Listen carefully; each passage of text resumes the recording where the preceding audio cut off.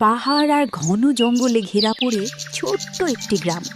গ্রামের নাম ছিল শালবন।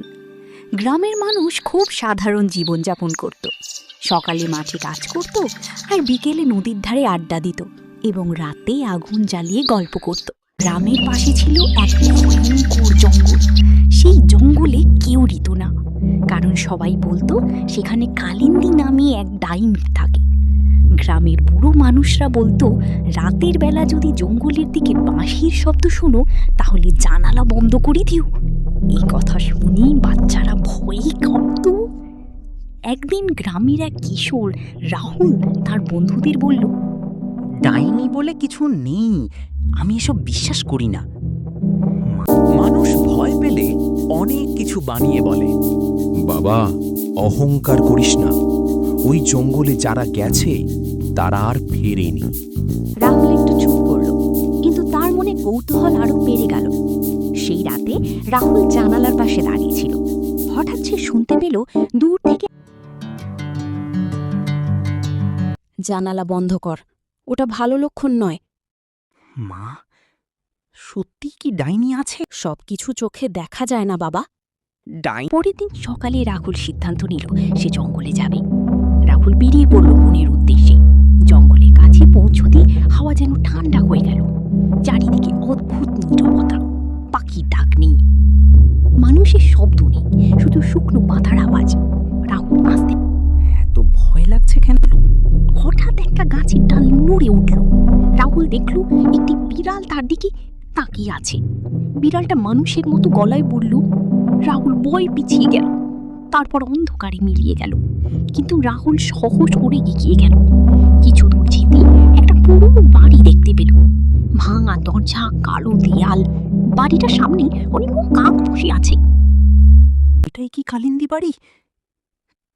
সে ধীরে ধীরে ঘরের ভিতর ঢুকল। ঘরের ভিতর সব অদ্ভুত জিনিস, শুকনো পাতা, কাচের বোতল, পুরনো বই আর মোমবাতি।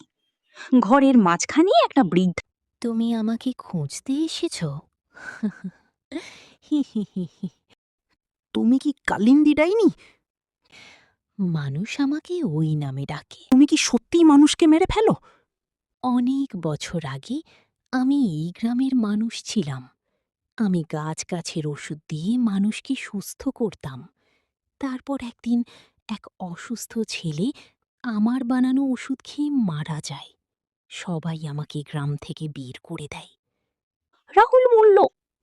তাহলে আপনি খারাপ না? বৃদ্ধা বলল, আমি কখনো খারাপ ছিলাম না। হঠাৎ বনে গ্রামের এক ছেলের চিৎকার শোনা গেল। দেখল সে কাঠকুড়াতে এসে পায়ে ব্যথা পেয়েছে। কালিন্দী তাকে ওষুধ লাগিয়ে দিয়ে ঠিক সুস্থ করল। রাহুল বিস্ময় হয়ে বলল, না, আপনি ওকে বাঁচালেন।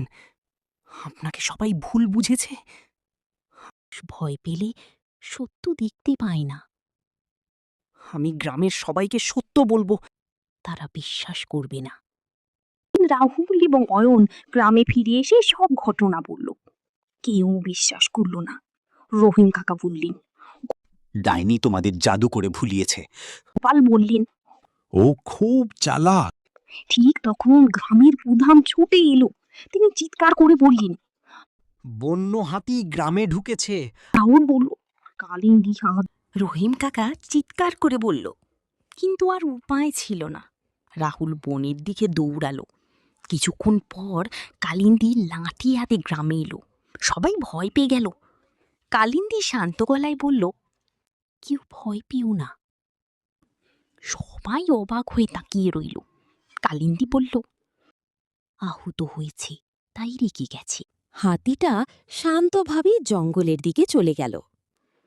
রহিম কাকা ধীরে ধীরে বললেন, আমরা ভুল করেছি, আমাদের ক্ষমা করে দাও। আমি তোমাদের কখনো ঘৃণা করিনি।